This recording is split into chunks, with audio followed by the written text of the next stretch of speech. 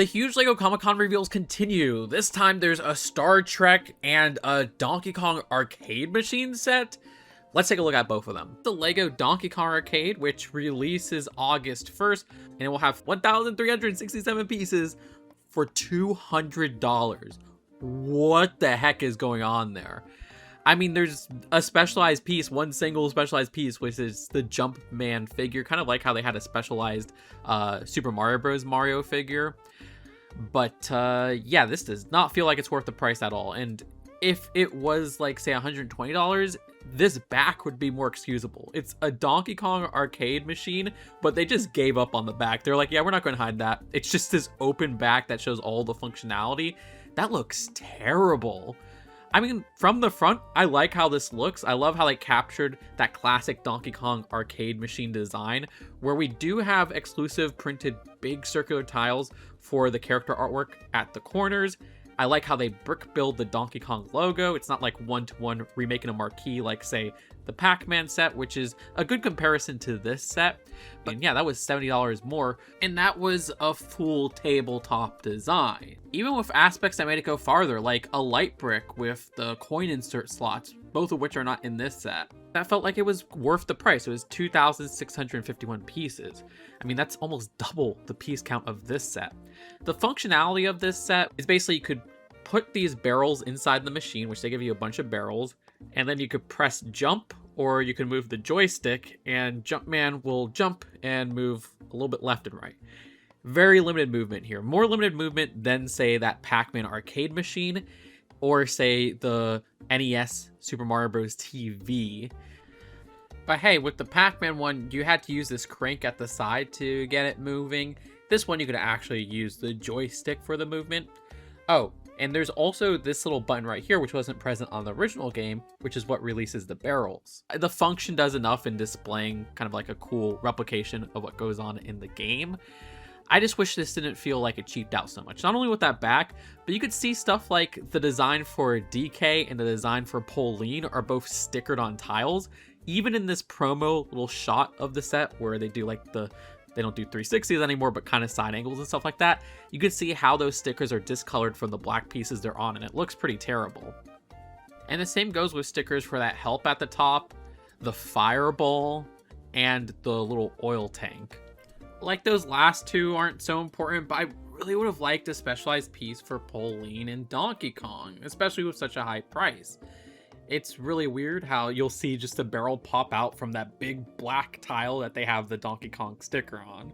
Thankfully, both barrel designs have an exclusive 2x2 tile print, and you get a bunch of those in this set, so it doesn't feel like it's completely cheaped out. Oh, and to load the barrels in, you put them through this side part right here. Even though I have gripes for those stickers, I really do love how they rebuild 25 meter, which is the level that this is on. The design of this uses some very simple pieces and captures it pretty excellently. I love how they use these 1x4 gate pieces right here, and this piece, which I guess you could also call a gate, but the design of that is in that blue color for the first time from my understanding, and that's just clipped on very easily for the ladders. That works excellently. And the very simple build for the hammers works perfectly too.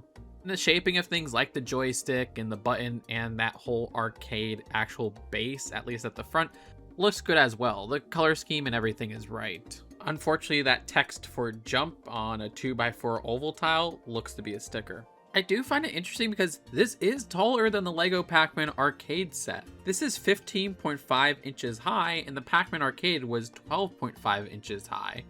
And that was 10 inches wide, and this is actually wider by 0.5 inches, so take that as you may. Now, LEGO Shop at Home specified this is the Pac-Man arcade, so that's not counting the ghost at the top, but maybe they're wrong. Is it me, or is the back of this replicating 75 meter? Maybe I'm wrong there. It just looks kind of similar, and they specifically add ladders. Like, that's deliberate. One thing I do notice as an Easter egg is that this is a little Mario design. Yeah, it's the same color scheme as Mario, so that makes sense. I mean, Donkey Kong is one of my favorite arcade games, and while I like cheaper LEGO sets, I do wish this had that complete tabletop design that Pac-Man had. And yes, I know people are going to say, well, I just display this from the front. Why do we need a covered up back? While there are many facade playsets I really like, and I still like this set to an extent, I just think it looks incomplete when you're replicating a real life object and you just have the whole back part like they didn't even try to hide up or anything like that. Again, looking at the arcade machine for Pac-Man, that was a much more complete build. Finally, there's the LEGO Star Trek set, which releases September 1st, and this is the same price. It's $200. It's a little bit of a better deal because it has 1,701 pieces. It's kind of like the opposite of what we got last year. Last year, we got the first Star Trek set, which was the Star Trek Next Generation Enterprise D. This is the original Enterprise's bridge. Last year's set was micro scale and it had minifigures on the side. This is just that bridge interior, minifigure scale and all, with lots of cool minifigures. Now, I want to preface this by saying I am not a Star Trek fan. I mean, I appreciate the show from afar, and it's another show that I really want to get into, but I have so little time nowadays. I love minifigure sets, though, and as we saw at the X-Files set, a great minifigure set that makes for an interesting display piece could really go far. Like, I want that, and I'm not into X-Files. But this is not one of those sets for me. This is like a bunch of walls. The execution here is so odd. I don't think this works. I mean, look, there's no floor in the middle. You just have those raised parts of the floor that are hugging the wall. Parts of this don't even have like a defined place to set it up. Like this view screen wall right here isn't even connected to anything in the main picture. In another picture, they show it connected to this side because there's seemingly a Technic pinhole right here. The transporter room you could connect to the other end. Keep in mind, none of these are the exact locations that they're supposed to be. This is just an option to display it. You can see in this picture, it's not even connected to anything. It's just basically like, oh, here's a part of this room, here's a part of this room, here's a part of this room. I like builds like the captain chair, which you can see how this whole center section connects. Specifically, seems like that whole part is attached with a studs not on top technique. The play feature, the transporter room, is pretty cute, where it has one of those classic play features where you switch this dial at the back and it makes the minifigures disappear. Over here, there's another play feature. This lever right here also seemingly opens up this door. And keep in mind that whole door part is another section where you could just put wherever you want. I really like the minifigures. There's the 8 main cast members, which is perfect. They're not leaving anybody out. Of course, right away, getting Leonard Nimoy's Spock is amazing. That minifigure has a new hair-ear combo that looks fantastic. I love the sculpt there. The face print is new and looks perfect. Love the torso print, which is reused again in this set. The design has a completely new phaser piece as well, which apparently there's a total of 4 in this set. For some reason, they don't have it on the front of the box. Like, you think that's something they would show on the front of the box, but whatever. There's an exclusive Starfleet Communicator 1x2 tile print, which appears twice in this set. Uhura has the beehive hair piece, which we don't see too often, in black. I wouldn't say it's one-to-one with her hair from the show, but I think it works well enough. I would like a new hair piece, but there's only one new hair piece in this set, and it was for Spock. I love the new face print, which looks awesome. Again, we rarely get black women in LEGO, so I do appreciate that. Love the torso, which is distinct from the other Red Starfleet torso. And the legs, which are dual molded, look great as well. Though the lack of side leg printing is quite annoying. And she is holding a Tribble, which there's 2 different designs for Tribble in this set. There's a total of 4 of them. That's just adorable. I love that printed ball of fur. Kirk is an incredibly iconic character, and I think they did the character justice as well, where he gets a new face print that's exclusive to his character. There's an alternate angry face for him. Am I wrong, or is that last year's new LEGO color ochre yellow? That would be the first time we're getting the hairpiece in that color. I think Christine's face print is new. If it isn't, that fits really well still. I'm inclined to believe it's new because you can see the slightest bit of blue eyeshadow, which is really neat and useful. Also, she has an alternate face, which is still smiling. Absolutely love her outfit with the dual molded legs once again. It would be nice, though, to get printing on the side of those legs. Apparently, she's holding plomik soup. No new pieces there, but that's pretty cute. There's Chekov coming in with that very reused face print. I remember when they used that for, like, Peter Parker and Scott Lang back to back. The bowl cut hair that's used for Will Byers from Stranger Things, which is pretty uncommon.